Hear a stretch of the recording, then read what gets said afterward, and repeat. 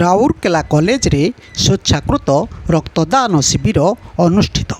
ନରେନ୍ଦ୍ର ମୋଦି ସେବା ସଂକଳ୍ପ ଆନୁକୂଲ୍ୟରେ ରାଉରକେଲାର ସେକ୍ଟର 4 ସ୍ଥିତ ରାଉରକେଲା କଲେଜରେ ଜାତୀୟ ସେବା ଯୋଜନା ସଂଯୁକ୍ତ ଶାଖା ଆୟୋଜିତ ଏକ ସ୍ୱେଚ୍ଛାକୃତ ରକ୍ତଦାନ ଶିବିର ଅଧ୍ୟକ୍ଷ ଡକ୍ଟର ରବୀନ୍ଦ୍ର କୁମାର ଜେନାଙ୍କ ମାର୍ଗଦର୍ଶନରେ ଅନୁଷ୍ଠିତ ହୋଇଯାଇଛି।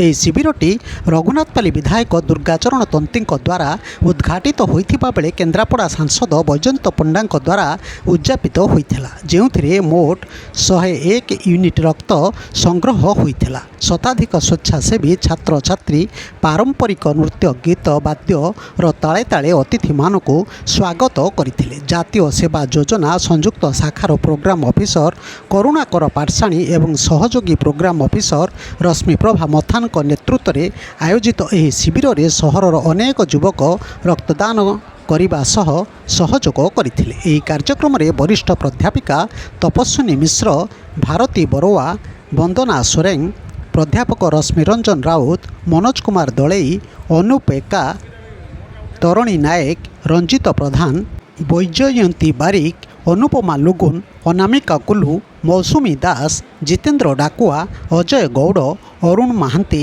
ବିଶାଳ ରାମ, ସୌମ୍ୟରଞ୍ଜନ ମହାନ୍ତି, ପ୍ରଯୁକ୍ତା ଭବାନୀ ନାୟକ, ଅନୁଶ୍ରୀ ରାଉତ, ରେଖା କୁମାରୀ ପ୍ରସାଦ, ଜଗନ ମହାନ୍ତି, ଲିପ୍ସା ବଳିଆର ସିଂ, ସୁଶ୍ରୀ ରେଖା ବେହେରା, ଅପର୍ଣ୍ଣା ପାହାରୀ, ଶ୍ରିୟା ବାଗ, ଅଭିଷେକ ପରିଡ଼ା, ଦେବାଶିଷ ହୋତା, ଦେବସ୍ମିତା ପଟ୍ଟନାୟକ, ସନ୍ଧ୍ୟାରାଣୀ ବେହେରା, ମନମୋହନ ଦାସ, ଲୋପାମୁଦ୍ରା ପତି, ଜ୍ୟୋତ୍ସ୍ନା ଏକା, ଅନିମା ମୁଣ୍ଡାରୀ, ହିମାଂଶୁ ନାୟକ, ଗିରିଜା ଶଙ୍କର ସ୍ୱାଇଁ, ତୃପ୍ତିଲତା ଶତପଥୀ, ସନ୍ଧ୍ୟାରାଣୀ ସାହୁ, ମାମା ମହାନ୍ତି, ସୋନୁ ଶର୍ମା, ନୀଳାମ୍ବର ନାୟକ, ନିକିତା ତିୱାରୀ ପ୍ରମୁଖ ଉପସ୍ଥିତ ଥିଲେ।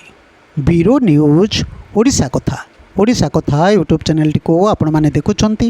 ମତାମତ ଦିଅନ୍ତୁ, ଲାଇକ୍ କରନ୍ତୁ, ସବସ୍କ୍ରାଇବ୍ କରନ୍ତୁ ଓ ସେୟାର ମଧ୍ୟ କରନ୍ତୁ।